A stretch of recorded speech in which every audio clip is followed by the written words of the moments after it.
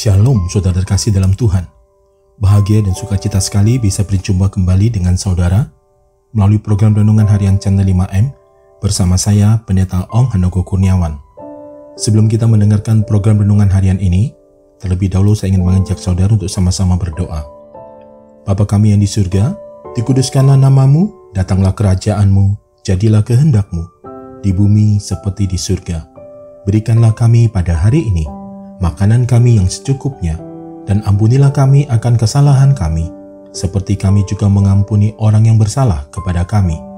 Dan janganlah membawa kami ke dalam pencobaan, tetapi lepaskanlah kami daripada yang jahat, karena Engkaulah yang mempunyai kerajaan dan kuasa dan kemuliaan sampai selama-lamanya. Berkati firman-Mu ya Tuhan, dan renungan harian yang akan kami dengarkan ini. Beri kami hikmat-Mu, supaya kami dapat memahami kebenaran firman-Mu, dan kami menjadi pelaku firman-Mu. Terima kasih Tuhan. Dalam nama Tuhan Yesus kami berdoa, dan kami siap diberkati melalui episode ini. Amin. Renungan diambil dari 2 Samuel 9 ayat 13. Demikian bunyi firman Tuhan. Demikianlah Mephiboset diam di Yerusalem, sebab ia tetap makan sehidangan dengan raja. Adapun kedua kakinya timpang. Saudara terkasih dalam Tuhan, Yonatan mempunyai seorang anak yang diberi nama Mephiboset. Ia juga terhitung sebagai cucu dari Saul. Alkitab menceritakan bahwa Mephiboset timpang karena terjatuh dari gendongan pengasuhnya saat berusia 5 tahun. Mephiboset dibesarkan di Lodebar, sebuah tempat yang tandus tanpa padang rumput.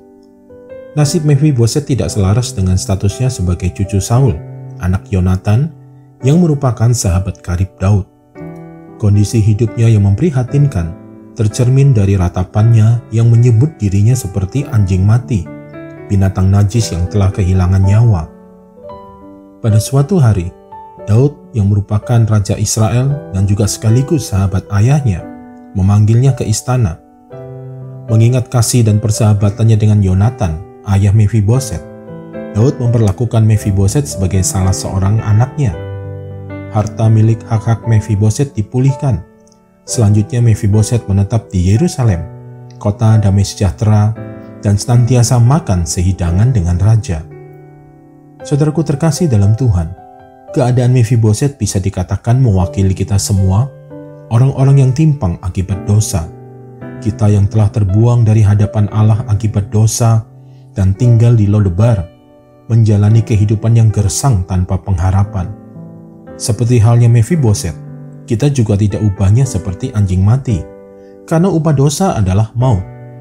Tindakan Daud yang memulihkan hak Mephiboset sebagai cucu dari Saul, secara kuat menggambarkan anugerah Allah yang luar biasa. Allah telah menebus kita dari dosa bukan karena perbuatan baik kita, melainkan semata-mata karena kasih-Nya yang besar. Dia mengangkat kita sebagai anak-Nya dan memberi kita damai sejahtera. Kita diizinkan untuk makan sehidangan dengannya, bersekutu dengan Raja segala raja, dan bahkan memperoleh kehidupan yang kekal. Anugerah Allah mendatangkan perubahan hidup yang sangat drastis. Atas semuanya itu, kita patut menjalani kehidupan baru ini dengan penuh sukacita dan ucapan syukur, serta bertanggung jawab atas hidup yang kita jalani. Mari satukan hati, kita berdoa. Terima kasih Tuhan, buat anugerah-Mu yang sangat luar biasa bagi setiap kami.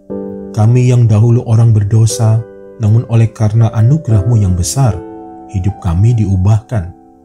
Hidup kami diperbaharui, hak-hak kami dipulihkan untuk beroleh hidup yang kekal. Kami berkomitmen untuk menjaga anugerah yang telah Engkau berikan bagi setiap kami, dan kami menjalani kehidupan kami yang baru dengan hati yang melimpah dengan ucapan syukur. Terima kasih Tuhan. Dalam nama Yesus Kristus Tuhan dan Juru Selamat kami telah berdoa, kami percaya, dan kami mengucap syukur atas segala hal yang telah Tuhan perbuat dan nyatakan dalam hidup kami. Amin. Mari saudaraku terkasih dalam Tuhan, siapkan hati saudara untuk terima berkat dari Tuhan. Sempurnakan episode renungan harian ini melalui berkat-Mu ya Tuhan. Terimalah berkat Tuhan, damai sejahtera, kasih karunia, berkat anugerah yang berlimpah-limpah.